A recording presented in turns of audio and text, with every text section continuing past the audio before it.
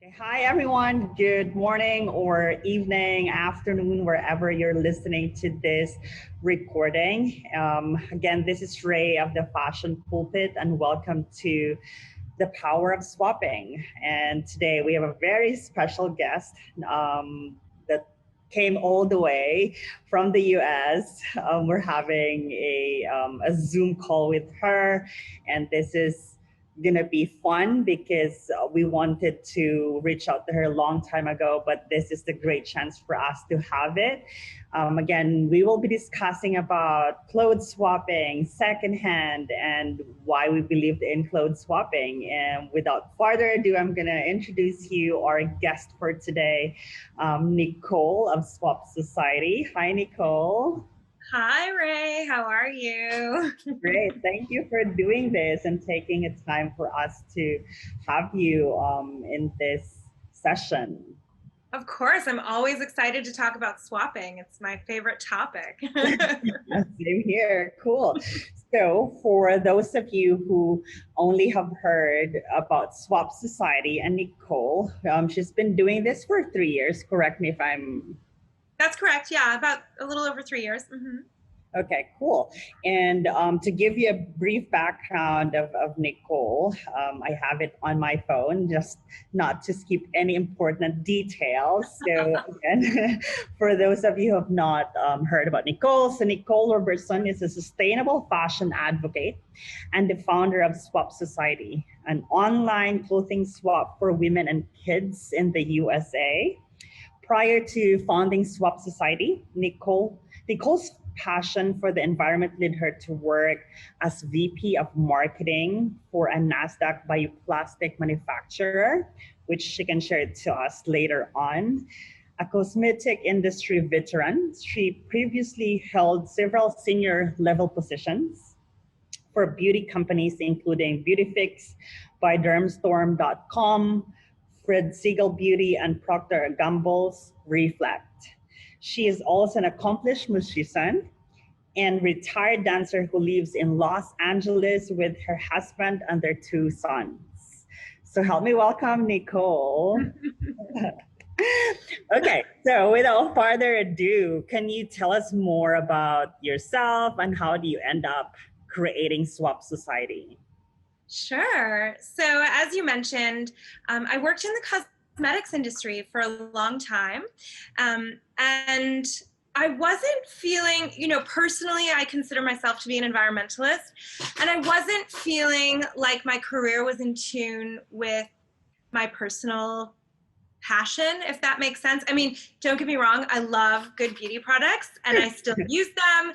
And so it's not that I don't, it's not like I was working in something that I didn't have any like for. But I Right. think that after being in that industry for a long time, I don't know, it just didn't feel as fulfilling anymore. And I had a really kind of random opportunity to go and work for a bioplastics manufacturer, which is about as far away from beauty and cosmetics as you can get, unless of course you're dealing with packaging or something. But it was B2B.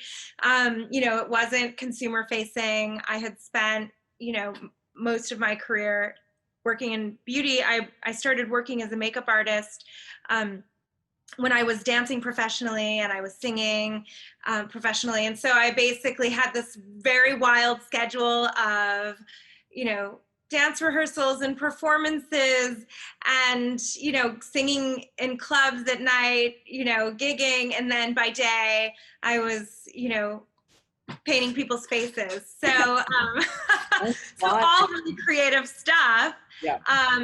But yeah, I went and worked for this bioplastics company. And I mentioned that because it really kind of was a bit of a pivotal moment for me where I really started looking more deeply at my personal consumption. So, before zero waste was a popular term like it is right now, I mean, I won't say that I've ever been fully zero waste by any stretch of the imagination. And I always say I'm an aspiring zero waster.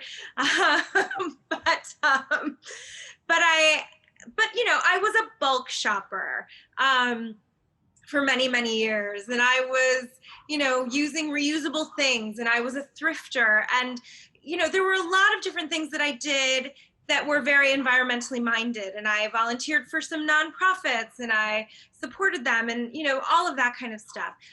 But I really started to do a deep dive. And when I started my work at Cereplast, I was looking at all of these different ways that I was personally contributing, and thinking about, okay, well, how can I make improvements? And one area where I was kind of shocked at the time, this was in 2010, I learned about how polluting the fashion industry is. And that was a real eye-opener for me because, quite frankly, I love fashion. I love clothes.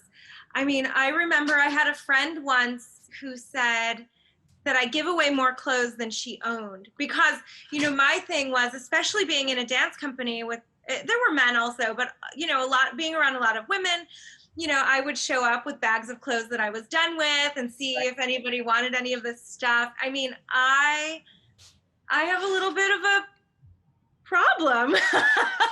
I love clothes. I love fashion as a means of expression. And when I learned that the fashion industry was so polluting to the air, to the water, the problems with textile waste, the problems about clothing donations, that hardly any of our donations get resold, I thought, oh my goodness, I really need to make a change.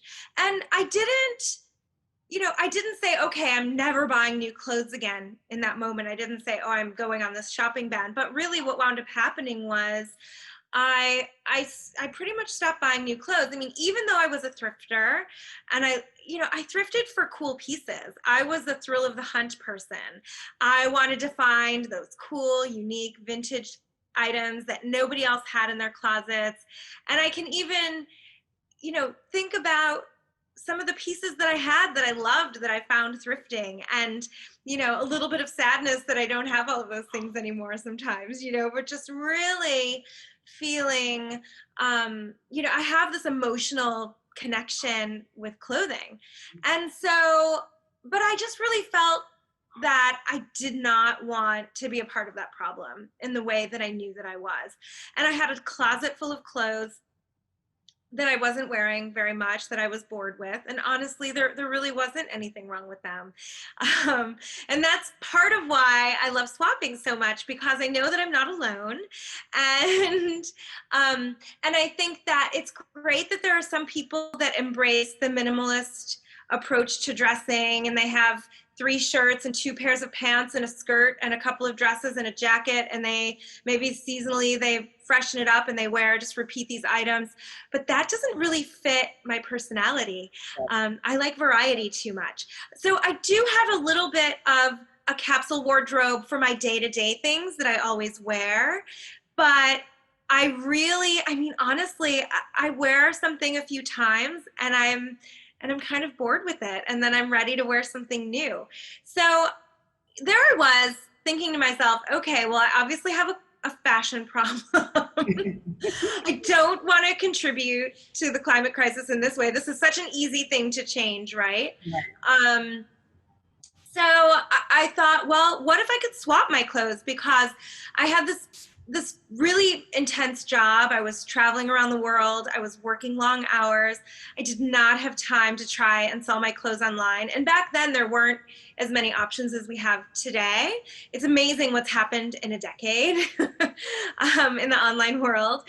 But, back then it would have been going to one of those little brick and mortar shops to try to resell my clothes, where they hardly accept anything and they pay you very little for your stuff, and they accept one thing and they're like, here's $2. And that never felt really good to me.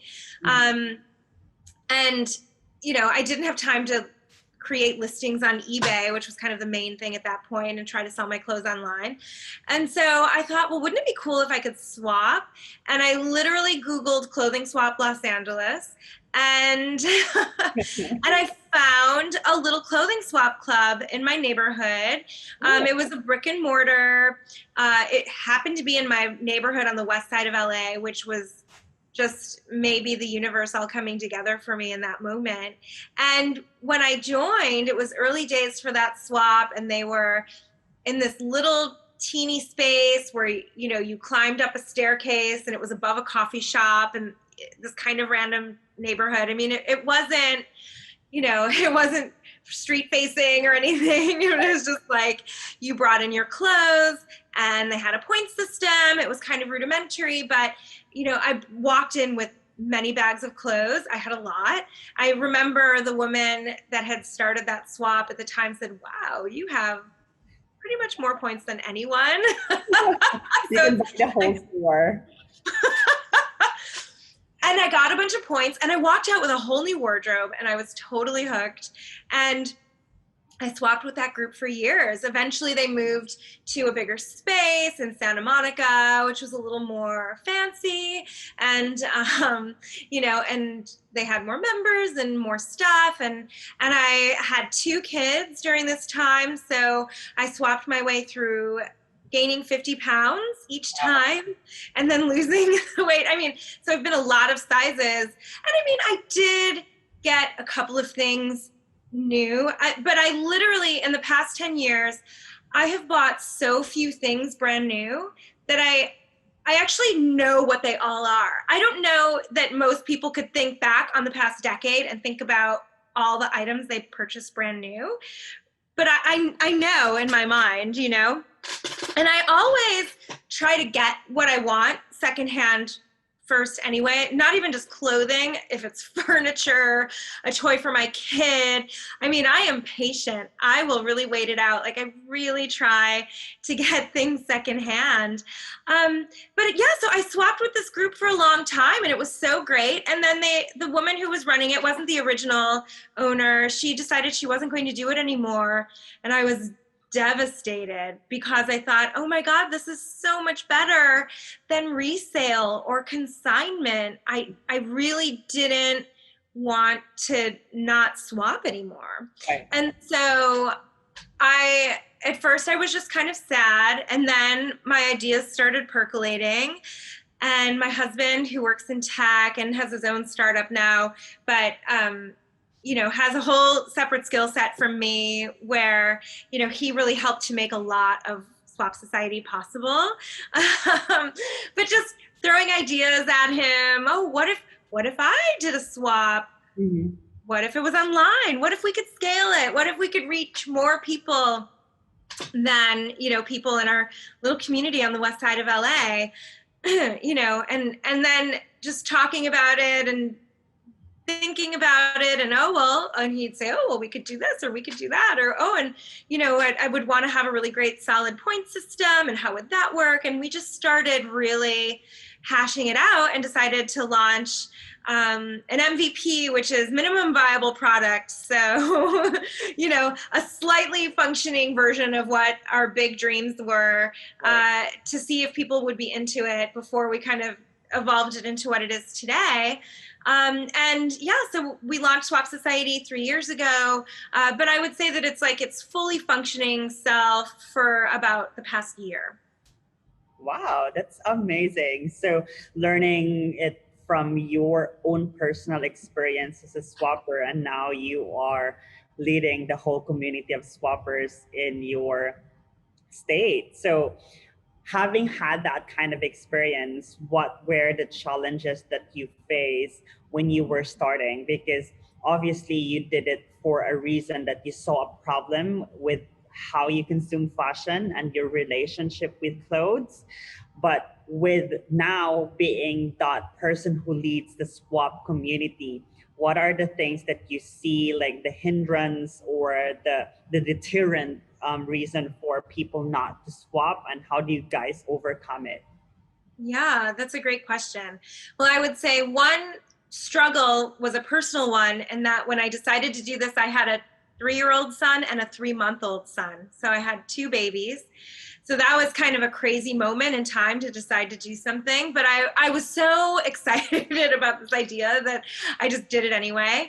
But in terms of swapping in particular, I think that, you know, it's a different concept. People aren't as familiar with the experience, right? So I think even now, I mean, I feel like, you know, we're always working on our messaging and trying to make it really clear and how it works, and that it's like points plus, you know, money and all of that kind of stuff. But I think there are a couple of main issues with swapping in general. I think that a lot of people have an expectation that swapping should be completely free. Mm-hmm. And I don't know if you've experienced this. Yeah, But, I see you. but it's not a swap party with your girlfriends where you do all the work and everybody gets together and just swaps with each other. I mean, we are providing a service, right? We're going through all of the clothing. If you're a brick and mortar, you have, you know, certain things that you have to deal with. For us, when we get a bag of clothes, we go through all of the clothes. We check for imperfections to make sure that the garments meet our quality standards. We steam and photograph the items. You know, merchandising is a huge part of it. We have to create a listing for every product on our website. Every item we have is unique. It's not like a normal retail site where you get a mass volume of certain items in every size and then you just feature those things. Every item is unique and new. And we warehouse those items, we pick and pack the orders and ship them, and it's a ton of labor. So I think that is one issue where people don't necessarily completely understand what it takes, which is kind of weird to me in a way, because it's like, well, people don't bat an eyelash at paying retail markups or even resale and consignment markups. So it's like it's a funny thing. I think the other challenge is, and especially for us, because we accept all brands, even fast fashion, because I really believe that all wearable clothing should be kept in circulation for as long as possible. Right. And so what's great is that our point system dictates kind of the point value, which is really the currency amongst our members. So we're really agnostic to the overall value of the garment. But if somebody is doing resale or consignment, you know, those stores make much more on the designer items. So that's why they only want to do designer, right? They want to have a higher margin per piece, which makes sense as a business. But we're really very mission driven, and we're trying to keep wearable clothing in circulation. We're trying to keep clothes from being landfilled or incinerated. All of this clothes that have already had so much of an environmental impact, we want to keep it going as much and as long as possible. And so with that being said, we also accept fast fashion. And so, you know, people are used to paying $5 for a brand new t-shirt at Forever 21 or whatever store they're shopping at. And, you know, and so then it's also like, well, why wouldn't I just buy something new, right? So sometimes there's also that perception. And I see that happens with some of the resale also, where, you know, I'll see comments about other services that are kind of similar, but more resale sites, where people say, well, I could buy that Gap shirt for new on sale for the same price. Why would I buy it secondhand? And so there's that. And then I think there's also still a stigma for a lot of people around secondhand clothing. I think that some people don't want to wear secondhand. They think it's less than, or they're worried about germs, or, you know, or maybe it's more of a socioeconomic mindset where they feel like, I can afford new things, I don't have to buy secondhand clothes. So I think that the swap community, the swap world, we're probably dealing with pretty much all the same kind of challenges. But the good news is secondhand is growing. Awareness about the benefits of secondhand and extending the life of your clothes is growing. More and more people are tying the environmental crisis into how fashion is contributing. Right. And so, you know, I really look at our business as obviously a fun platform for women to mix up their wardrobes and swap, but also on top of that, as a platform to really educate and hopefully inspire people so that they understand how many gallons of water it takes to make a t-shirt or a pair of new jeans.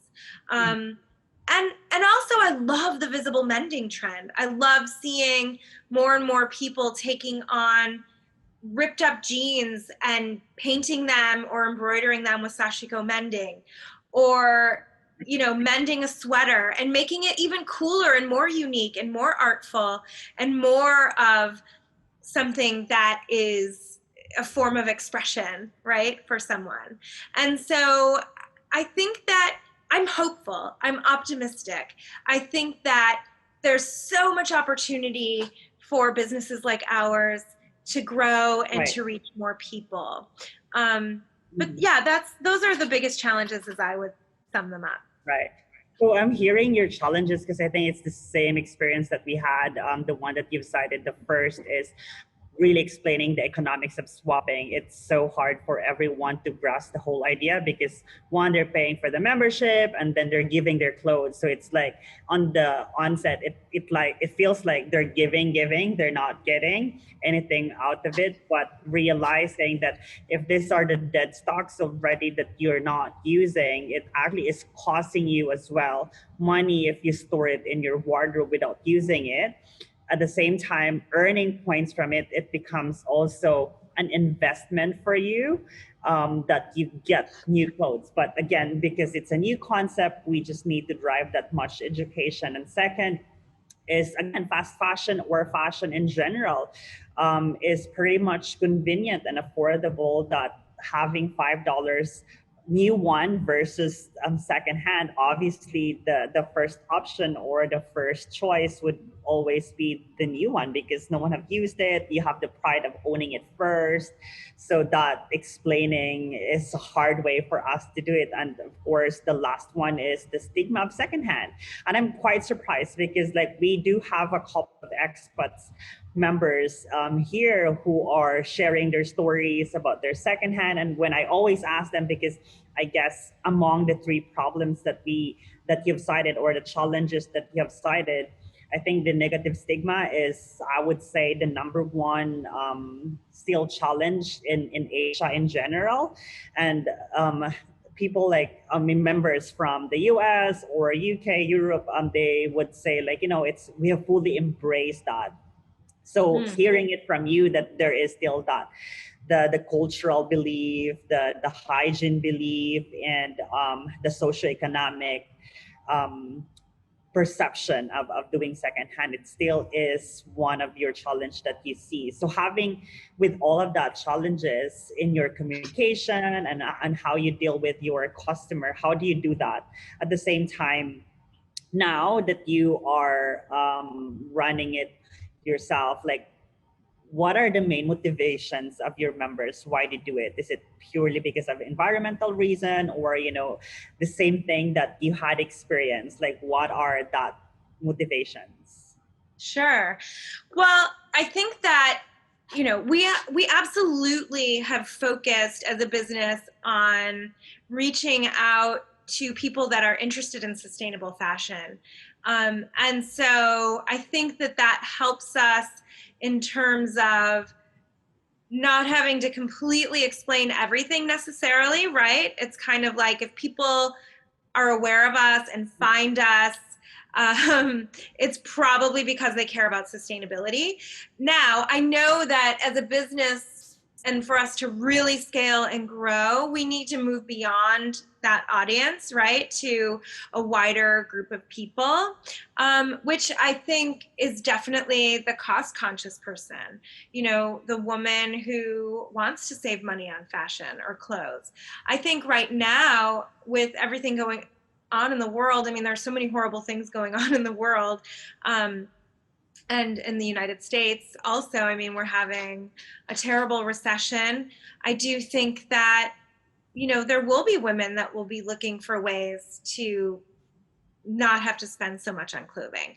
Because even though it might take a moment to get people to understand how our business models work, once you see the value, Right. There's no denying that it's a much better value than even buying and selling secondhand at a resale shop. And so, again, always working on making that really clear and explaining that. But I think that the value is going to really come there, the financial value, and then also that kind of feeling good about, oh, this is sustainable. I mean, I think that people want to be more sustainable.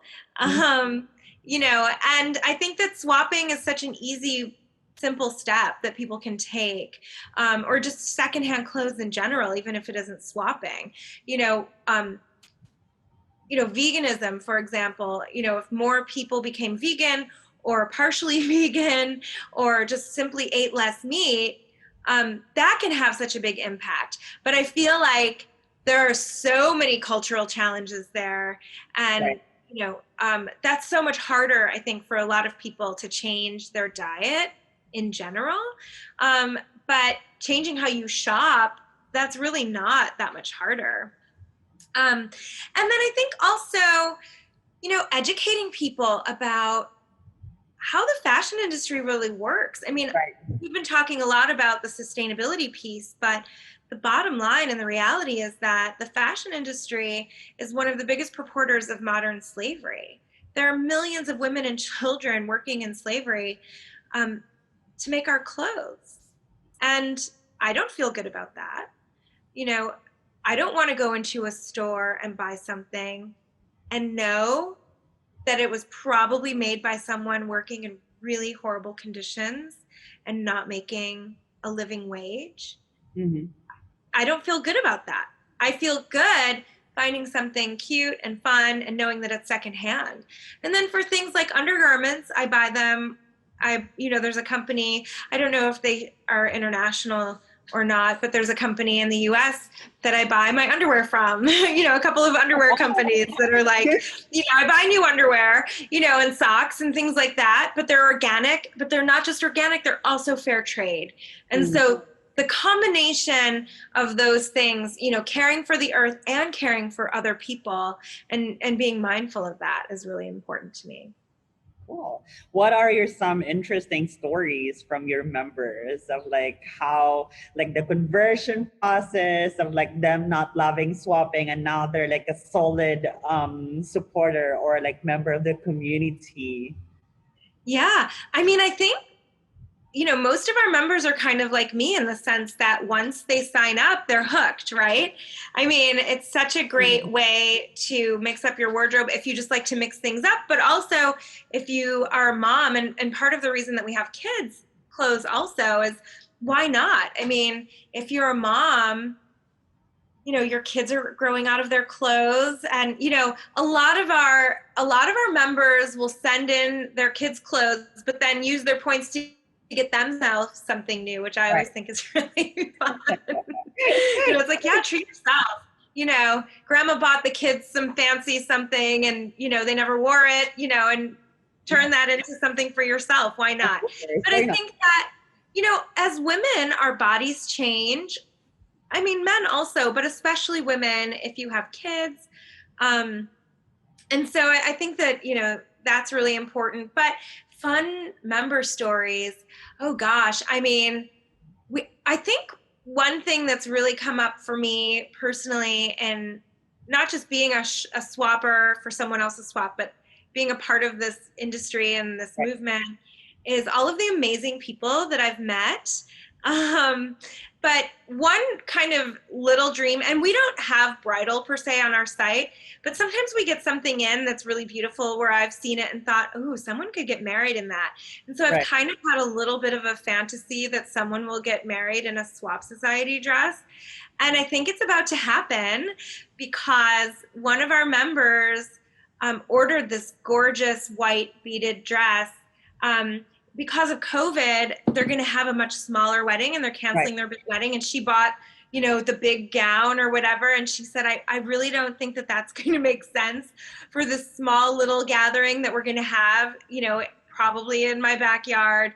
And she said, and I saw this dress on your site and it fits perfectly. She ordered it and it fits perfectly. And she told me that she planned on wearing it to get married in. And I was so happy and excited Great because I think story. that there is opportunity there. And so I would love to see more bridal, you know, bridal things coming through. We've gotten a bunch of bridesmaid dresses, but not a ton of like wedding suitable gowns. So I think that that's really fun. That being said, I have not swapped my wedding dress. It's still in my closet, but I really would love to wear it again. I got something that doesn't really look like a wedding dress per se, if that makes sense. It's white, but it's not, you know, I really want to wear it again. Although with the way the world is right now, who knows when I'll have that opportunity. I'm not exactly going to any black tie parties anytime soon. But I Yes. will confess that is one thing that I bought new. I did try really hard to find what I was looking for secondhand. And there are even some websites here in the United States that are specifically for secondhand bridal. But I didn't want the big poofy dress, and that's mostly what's available on those sites. So I wasn't really finding what fit my style and personality. But again, the funny thing is if I were to get married today, as opposed to, you know, 8 years ago, I think that I would have had a different experience because now there are even more secondhand sites out there, you know, where I probably would have had access to even more things that would have been fitting. Like it didn't have to be a wedding dress per se, right? But I caved. I failed to find a secondhand wedding dress that I loved, and I bought something brand new. But I bought it from an amazing designer, and you know it was made to order. Nothing has ever fit me as well as this dress. I mean, you know, they measure you, and they fit it to you, and you know, I got zipped into it, and it was like, oh my God, this fits me so perfectly. This is what that couture fuss is all about. Yeah. Cool. And so post-pandemic, were you organizing swap events or you were fully online? And having said that, what are like the changes that you've seen from that specific situation to now, obviously having COVID-19? Is it more people are swapping? Like what are the trends that you see in the swap community that you have? Sure. I will say that I feel so fortunate to have already been an online platform. So we started online. We are mainly online. We were doing a series of in-person events throughout the year, especially during Fashion Revolution Week. And this past April was going to be our biggest swap event ever. And actually, Fashion Revolution, the focus of their fashion week was supposed to be what they were calling the Great Clothes Swap, the Great Fashion Revolution Clothes Swap. And it was going to be an emphasis on swapping. And so we were like, let's go big. Let's make this amazing event. And we were going to have workshops and multiple panel discussions and film screenings and just so many cool, fun things. So it was so sad to have to cancel it, but obviously, you know, everything stopped and it was April. So it was like still kind of a super new problem back then. And so for us, it's really changed our year because we did plan on also having a swap event in the summer with Remake, another nonprofit in the space, and they were going to really be focused on swapping in the summer. And we had some kind of talks about what we were going to do for that, and they were also going to be a partner for our Fashion Revolution Week event. And so for us, I think the main thing that's really changed for us is how do we create more virtual excitement, because yes, we're always online and you can visit us anytime, but there's a certain sense of community that we don't have right now that we used to have because we're not gathering in person. And I don't know when we'll resume in-person events. And I'm wondering for you, I mean, so you're a retail store. Do you have certain COVID rules in place for when people are coming in to swap in person? Yes, definitely. I mean, it changes well the dynamics of how we operate the business. post and pre-pandemic.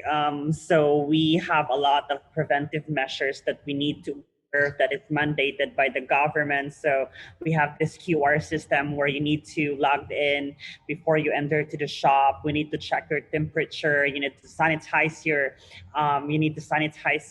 hands. And for the items that is fitted, we have like a designated rack for us to put that back and have it steamed again. So again, it's additional process for us, but also it's a good way to ensure that, we are not putting anyone at risk when they are swapping. So that has been like the new practice now. I'm not sure how long it's gonna last. But so far, because again, we're a physical shop, that's something that we have to cover. But so far, so good. Everyone has been so helpful in terms of, putting the clothes in the rack and understanding that we can only fit as much people that we can because we are observing social distancing. It's not as like before that like 10 groups of people can just come in together and have fun, but now it's a maximum of 5 in a group, and you need to observe the 1 meter distance whenever you are in the shop. So that has been our new normal, and so far we are trying to adapt to it. Yeah, I mean, and for us, at first there was so little knowledge or information about coronavirus and how it spread, and there wasn't a lot of information at first about how long it can live on clothing. Right. And so that was something that we did a lot of research on as well, because we wanted to make sure that even though we were online, that we were making good decisions. And actually, I have a good friend who's from Taiwan, and I asked her to search, and they've done such a great job with coronavirus and COVID. Yeah, they did. And I actually just asked her to even do some research, because I don't speak or read Mandarin whatsoever yet. Anyway, who knows? You never know. But I was like, can you do some research for me and see what kind of information is out there? Because I couldn't really find anything here in the States right away. We steam our clothes, so it was good to know that, that kills, that they can't survive the high heat of steaming. But one thing that was really helpful was just learning that the consensus at that time seemed to be that there was no way that clothes could have a viable virus on them for more than 12 hours. And so, by the time clothes get shipped to us, nothing was arriving same day. Right. And so it was like, okay, this is fine. We can continue. We are going to be okay, and it's been absolutely fine, which is so great. But there was a worry, and we have had to change our operations because, we don't, as a team, we don't want to get sick or get each other sick. And so, we've had to come up with some creative ways to not be working in such close quarters together. But yeah.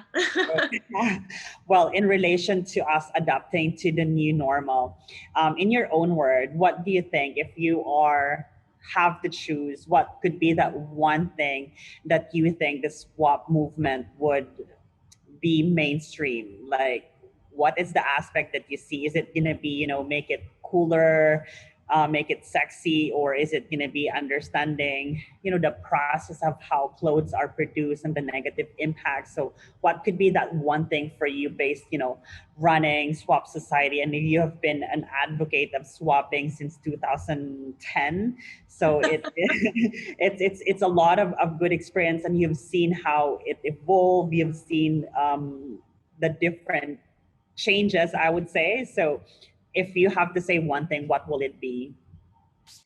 I think it needs more exposure. And I think that film and television could be a great help to the movement, so that people even become aware of this concept as being out there, and also being cool and fun and all of that kind of stuff. I think that social media is great and helpful, but I think that, you know, I look at what a movie like The True Cost has done, and I feel like so many people saw that movie and then they completely changed their fashion consumption. And so I think that that media like that could be very powerful. So yeah, I mean, we'll see what happens. I think that also, you know, we do live in a world that's very celebrity focused. So Right. I think that having, you know, more and more celebrities jumping on board. I mean, there are already celebrities that are interested in swapping and into swapping, but I think that more and more of that, just more conversations, more magazine articles, more, you know, people doing it, just making it seem like this normal thing, this fun thing that people do. But do you think with the mainstream media and the celebrities, because swapping, I would say it is not, for the lack of better word, the enemy of fashion? Because if we keep talking about swapping and encourage everyone to swap, would it cannibalize the fashion business because no one is gonna buy new things? So what's your take on that? Like, how do you reconcile the idea of having a thriving industry at the same time, a thriving environment, but we can still also express ourselves through fashion, which we both love of doing, and why we engage in the fashion industry in the first place? Yeah. I really believe that there are always going to be people that want new things. And I even think that swappers, a lot of people that are really into swapping are going to sometimes want new things. Mm. And that's why our hashtag is swap before you shop, because it's kind of like, try to swap before you go out and buy something new.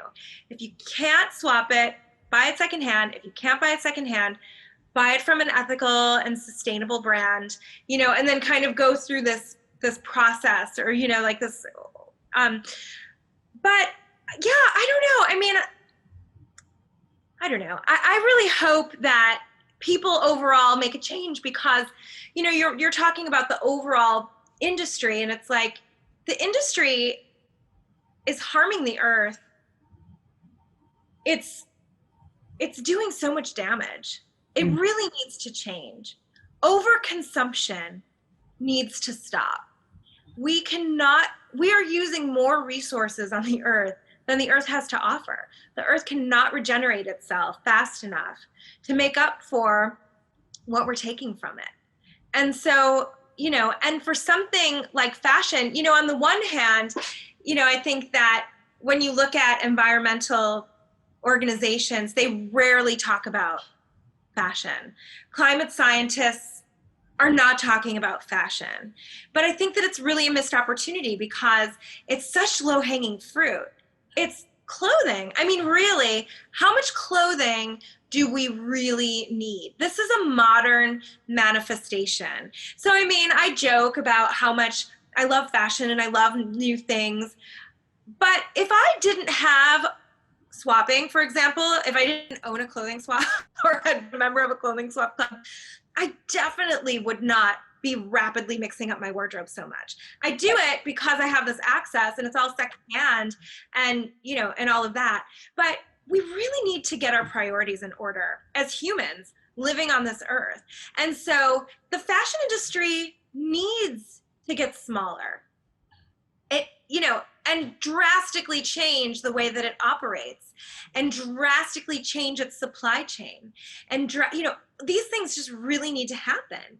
You know, these 52 micro seasons a year that fast fashion has brought, you know, there used to be, two collections a year, fall, winter, and spring, summer.